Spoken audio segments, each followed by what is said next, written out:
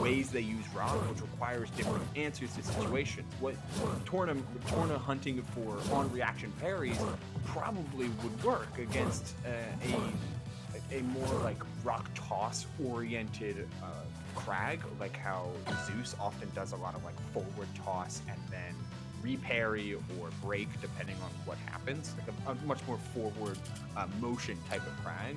But against ZB or Cheesy, who are more like backward motion type of Kragg, who spend a lot of time with rock in hand or rock toss up or down, run in parry is not going to be as beneficial. Thus, you need to change up your gameplay. You need to change up your style. Different answers for different questions. And thus, like, Cheesy had enough questions in order to overwhelm the amount of answers that Torna had. It's tough, but you can go back essentially and what learn. you're saying is Kragg with rock in hand is like taking the LSAT. More like taking the bar. Okay, you know what? Fair enough. Because the bar is different per state, right? So like it's different per Kragg. All right. Fair enough. You know, we somehow worked law into this. I really wish Solar Beam was here. We could have like fully finished out this joke, but unfortunately that guy sucks. Like I said, he's my friend. I can say that. Anyways, grand finals: CheesyPotato versus the strong one, HamPolo. And again, like we mentioned time and time again, the person coming from losers just have the inherent advantage considering they have momentum coming through. But HamPolo, absolutely not worried about that whatsoever, carrying the exact same energy he did through Winterside into this and covering that ledge like nobody's business. But after that parry there, and CheesyPotato, as we saw, like we were just talking about, that parry in place might seem safer than it actually is. Oh man. You just see until the end. Just keeping it simple. Yep, he did enough damage to where Aether was just going to close it out, and a good delay on the part of HamPolo. Not the greatest angle, but Cheesy kind of forced you into that angle. The biggest part about that Shine Spike situation was that HamPolo waited until Cheesy had the pillarless, which breaks the pillar that already is on screen. So now there was no pillar, and you were free to shine up until the F worked. That is reverse. Yep. There you go. A little too greedy. You got a little too greedy. Potato finding the great DI out to avoid the last fair there. Like I said, can great reversal that down air. Now, HamPolo looking to close the distance here. This game goes for that immediate recovery. Not going to take his chances there again. So sitting here in the driver's seat, goes out soon. The up strong is not going to close it out, even avoiding those rock shards again. Great DI from this Kragg to avoid the follow-ups from the Zetter. Stuffing again, just barely avoiding, threading the needle with the rock toss and the grab. Oh, there's been a couple of those where Cheesy is starting to hunt out for just the cheeky openers. The, hey, I can potentially close the stock against Zetterburn at 0 if I just land this. And you know what? You gotta always test every player with things like that. Try for the special getup, case in point, but it does leave you in the worst spot. Rock in hand. Oh, no pillar this time. Try for a quick shine. Doesn't even need it. Cheesy chooses the route to try and get the ledge, and HamPolo was holding on just long enough. Very weird game one. A weird back and forth, like scrappy game one with reversals and offstage play abound. And that might set the stage for how Cheesy's trying to approach this matchup. If you're not interested in trying to beat Zetter at his strongest position, might as well try and hyper-focus on where Zetter is at his weakest, which is offstage. I mean, I appreciate the idea of opting for the special get-up mix-up there, but as we saw early on, HamPolo has got the perfect idea of how to chase down this Kragg sitting in that open position there with the rock in hand. She's, of course, going to shift away from that in this game instead of playing a more reactionary title. Goes immediately up there with the up special. And again, now he's waiting, biding her time, opting for a reversal there from ledge with the forward air, rock in hand as well. Throwing it tosser instead, not going to opt for the platform, instead keeping it low to the ground. Even HamPolo, the lowest of forward airs, and to the another conversion on the strong hit. But still, man, this is just That's time and time again. The strong one is looking like the consistent one. It Goodness. Like, Cheesy is doing everything she can to say, hey, HamPolo, just, like, wait. Like, a moment, a frame. Like, just give me just a little bit of time. And HamPolo's consistent answer time after time, moment after moment, response after response, is a big fat no. I am not going to give you your space. I'm not going to make you feel comfortable off stage, on stage, wherever you are. And I'm going to make sure that if he's available to put out a button that's going to threaten Cheesy's space, he's doing it. Down tilts, shines, forward airs, everything. And then you sprinkle in those little weights. It didn't lead to much. He didn't punish the whiffed parry, but you sprinkle in those little timings where you get to wait out and whiff intentionally, and Cheesy is left guessing. Yo, micro walking is out, micro waiting is in. It's so true. That is bars. That is exactly how HamPolo waits sometimes. It's not always about micro spacing. A patient one. It's always just micro waiting. I love it. Oh, it's a high recovery to avoid the ledge that time. But with the reversal there, the forward air, a second forward air. Not gonna close it out just yet. Opting for the rock toss again. Going to ledge. Oh, the dash actually saving him there. Staying patiently there. Hold soon. Back here, late hit. Still makes it back to ledge after all of that. HamPolo, even avoiding that down strong. I can find the grab reset. Forward throw. Not closing it out. The down strong gonna get called out there. Finally taking a stock of a HamPolo. But even off of that parry though, CheesyPotato still definitely has stuff to keep in this game, but one more Zetterburn conversion could be it, especially with this pressure on shield. HamPolo is not slowing down anytime soon. Opportunity here for looping back airs, but the recovery angle is just so good there. Using the pillar in order to get back to the best position you can be. Another back air. We're reaching the percentages where back air into down B is certainly on the table. Just need to find it, and that's where it was. Cheesy was going for falling back air and just ever so slightly off the mark. Oh, kidding. Barely not able to get that carry out just in time. With that rock underneath the ledge, sharking through CheesyPotato. Big fan of showing all the under ledge shenanigans. Going back there with the up special on that platform as well. CheesyPotato looking to find that hit. It's a strong hit of that forward air, like he mentioned earlier, so good at sharking CheesyPotato on the back foot into the F tilt once more.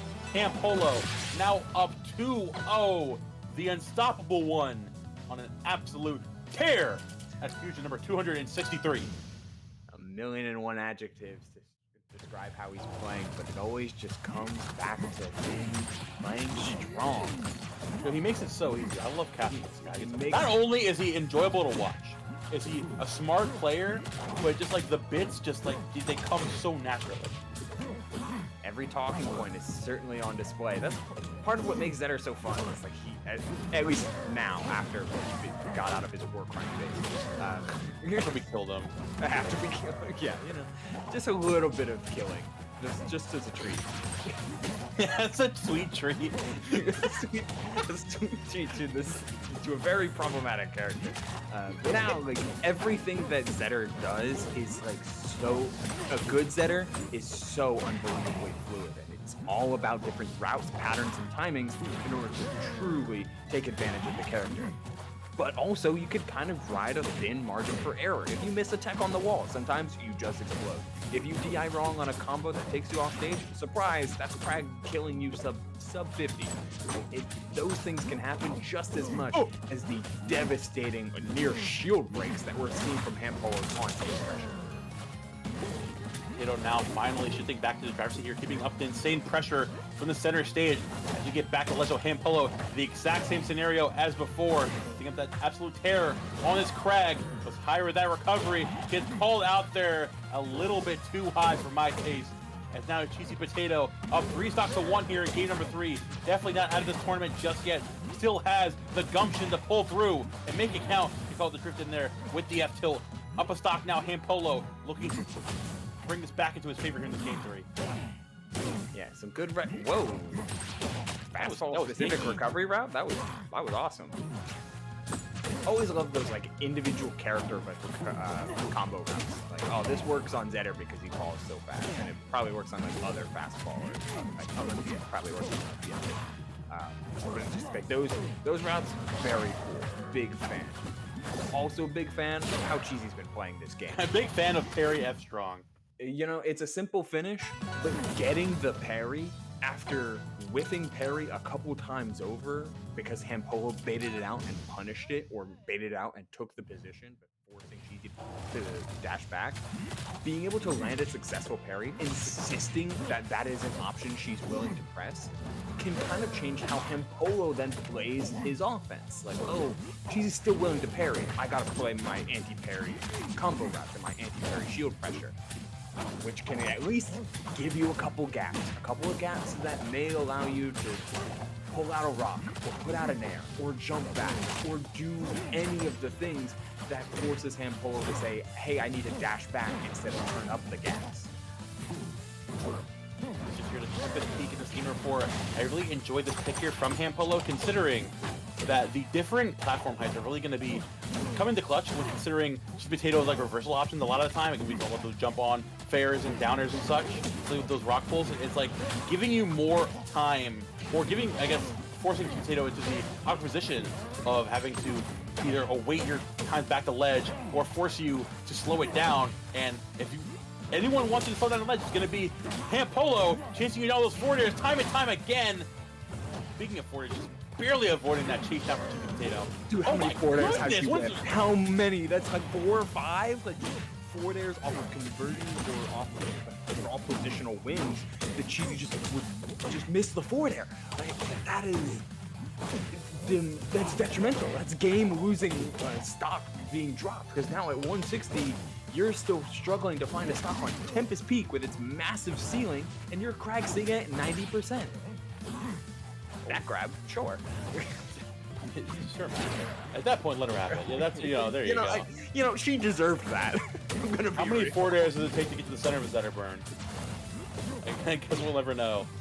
Down tilt, Absol coming out there as well at 115.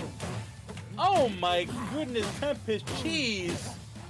One stock away from taking the entire tournament. CheesyPotato looking to turn it back up here. HamPolo not slowing down anytime soon. Finds the up strong conversion there again. CheesyPotato baiting out that grab. Parry into F strong, not going to close it out, but a great position CheesyPotato to be in. The rock starts coming out again. The rock top baiting out a jump. The up special into the down special conversion, and CheesyPotato is back in this game. That's how you draw it up if you're edge guarding Zetterburn. It starts with a parry. If you're willing to keep putting out these parries, it's always going to make HamPolo at least second guess a little bit just how frequently they're going to be doing shines on shield. Cheesy finds their way back to ledge, puts out one back air, second, a third, needs a little bit more, goes for that huge down air. It's a ton of damage, but one forward air. The 125 and climbing. It's tough to be sure, but Cheesy could be at consistently her most comfortable position. Off stage, grabbing ledge, opportunities, missed tech down strong, looks for the up air, looks for another down strong, and it connects that deep off stage. Cheesy's hunting, that's how it ends! Wow! Are you kidding me? That's how it ends? HamPolo with the most ballsy jump back of all time, burning your jump when CheesyPotato was fully in position to counteract that, goes super deep to try to catch you going for a late jump. HamPolo with the read of the century jumps back out and catches you with the most nefarious up special angle down and takes the game in the most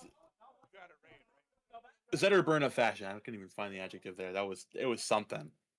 But HamPolo, the strong one, the game one, no matter which one you will call him, he is going to be the one that takes the collision prelocal here. Fusion number 263. I just hate how it ended. like, oh man. Nope, sorry, no argument. That's it. That's it. That was game. That was survival game, survival stock. Cheesy needed to win that cheeser stock. one. I don't know what to tell you. And it was. It's tough. It's a tough way to lose, but you can't like that one stock is not indicative of any of the rest of the set. It was high level through and through. Cheesy slowly starting to get into HamPolo's timings and reasserting her own pressure and tempo on the game, almost making a absolutely fiery comeback from what felt like a whole basically 2 stocks to 1, 0% on both sides, and turning it all back into her favor almost to the very end, up until that very last point. But cannot understate how well Cheesy played, cannot understate how well HamPolo played. The strong one for a reason, the insert adjective here one, confident, explosive, patient, powerful, all of that and more as HamPolo wins the collision pre-local for Rivals 2. Shouts to him, Cheesy, Torna for 3rd place, Nard on 4th, Gakinga and Lunar on 5th place, and Coach Zeke and Solar Beam rounding out the top 8